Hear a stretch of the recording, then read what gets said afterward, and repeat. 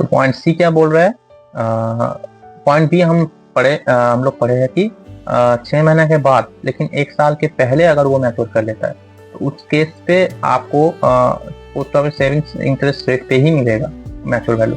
और point C बता रहा है कि where deposit in 2 year 3 year और 5 year account is withdrawn prematurely after the expiry of 1 year, 1 साल के बाद, and from the date of deposit, interest on such deposit salary payable to the account holder for the completed years and months, commencing on the date of deposit and ending with the date of withdrawal, and such interest shall be calculated at the rate which shall be less by 2% points than the rate specified for the deposit of 1 year, 2 years or 3 years, as the case may be, and interest for the completed year shall be calculated on quarterly compounding basis in accordance with the provision of paragraph 7।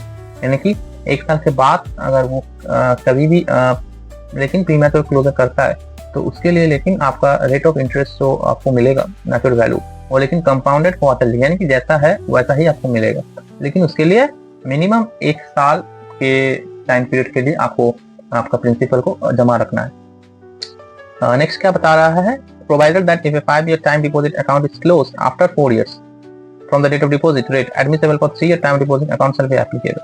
अगर आपका 5 साल के time deposit scheme है और आप 4 साल के बाद आप प्रीमैच्योर क्लोजर कर रहे हो लेकिन 5 साल के पहले, तो 3 इयर्स टाइम डिपॉजिट के लिए जो रेट ऑफ इंटरेस्ट है वो उसमें लागू हो जाता है। Point D, any interest already paid on the deposit under paragraph 7 shall be recovered from the amount of repayment of deposit and interest payable under this paragraph. Point 9, pledging of an account. अच्छा, pledging of an account ये सब का मतलब है, pledging of an account का मतलब होता है कि खाता गिरवी रखना या खाता बंधक रखना।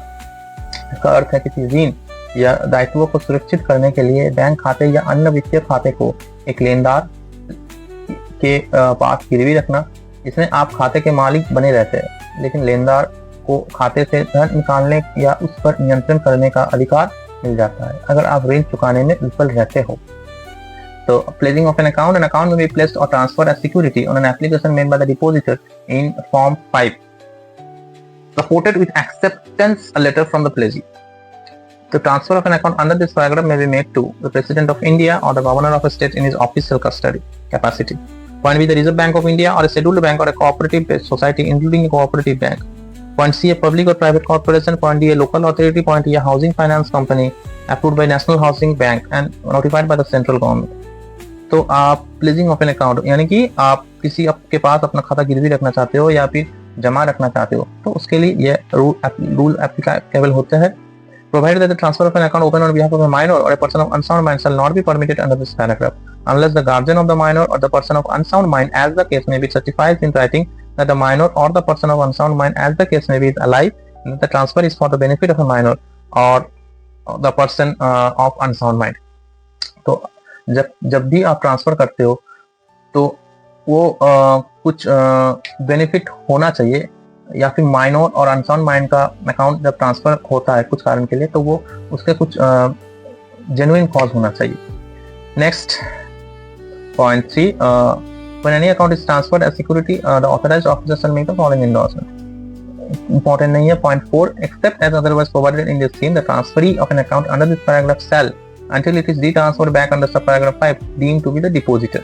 Point 5, an account transferred under this paragraph may on written authority of the transferee be transferred back with the previous sanctions in writing of the authorized officer, and when any such transfer is made the authorized officer on the account officer make the following endorsement। Point 6 में important नहीं है। Last देखिए point 10, payment on the death of the account holder. अगर account holder का death हो जाता है maturity के पहले तो उससे कैसे मैच्योर वैल्यू मिलेगा या फिर उसको फैमिली को कैसे मिलेगा ये जानना बहुत ही जरूरी है। In the event of death of the depositor of a single account और all the depositors in a joint account the deposit in the account shall be payable to the nominee और legal heir as the case में be. Nominee करते हुए ही कोई भी fix deposit कोई भी account आप खोल सकते हो। नॉमिनी आप मैक्सिमम 4 रख सकते हो एक ओपनिंग कोई भी फिक्स डिपॉजिट पे या फिर कोई भी अकाउंट ओपनिंग पे, और अगर आप 4 रखते हो तो आपको 25% ईच करके शेयर ऑफ एंटाइटलमेंट देना है और रिलेशनशिप लिखना है कि उस नॉमिनी के साथ आपका क्या रिलेशनशिप है, वो सन है, वो डॉटर है, फादर है, मदर है, कोई भी देते हुए प्रॉपर डॉक्यूमेंट्स, आधार कार्ड के xerox, self attested Aadhaar card xerox, PAN card xerox देते हुए वो नॉमिनी के नाम यहाँ पे इंक्लूडेड होता है। तो जैसे ही अकाउंट होल्डर डेथ हो जाता है तो उसको पूरा बेनिफिट नॉमिनी को और legal heir as the case में भी मिलता है। If there are two or more surviving nominees, the deposit in the account shall be paid in the proportion as specified. मैंने जैसे बताया शेयर ऑफ एंटाइटलमेंट जैसा लिखा है मैच्योर वैल्यू वैसा ही नॉमिनी को ट्रांसफर मिल जाता है. If any nominee dies, his specified share in the amount of deposit shall be distributed among the surviving nominees in the same proportion. अगर कोई भी नॉमिनी डाई मतलब मर जाते हैं तो specified share in the amount of deposit shall be distributed among the surviving nominees. तो जो नॉमिनी जिंदा है उसको उनका शेयर प्रोपोर्शन मिल जाएगा. Next, where the surviving nominee is a minor, the payment shall be made to the person appointed by the depositor to receive such payment, and if no such person has been appointed, to the guardian of the minor. अगर nominee minor है तो payment shall be made to the person appointed by the depositor to receive such payment, and if no such person has been appointed, to the guardian of the minor.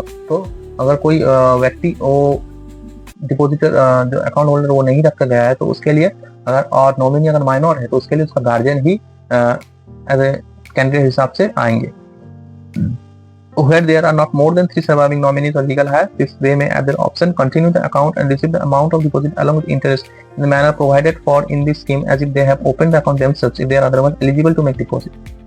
यानी कि अगर मोर से 3 से ज्यादा surviving nominee नहीं है and their option continue the account and receive the amount of deposit along with interest that in this scheme they have opened the account themselves, they are eligible to make deposit under this scheme. Point 6. Where the account is not continued under subparagraph 5, it shall be closed and the amount of deposit outstanding in the account shall be repaid with interest and such interest shall be allowed for the period for which the deposit has been remained in the account of it. The rate of such interest shall be paid. यानी कि अगर आपका पैसा आप continue account is not continue, it shall be closed and the amount of deposit outstanding in the account shall be repaid with interest. अगर account को आप continue नहीं किए हो यानी कि फिक्स्ड हो जाने के बाद आप उसे एक्सटेंशन बोले हो लेकिन एक्सटेंशन नहीं किए हो तो वो क्लोज हो जाएगा. The amount of deposit outstanding in the account will be repaid with interest और such interest will be allowed for the period for the depositors remain.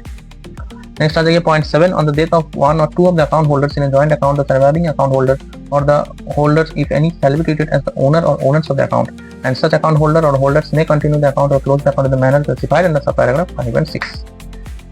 तो ये रहा हमारा पूरा टीडी टाइम डिपॉजिट स्कीम जो कि एग्जाम के लिए बहुत ही इंपॉर्टेंट है.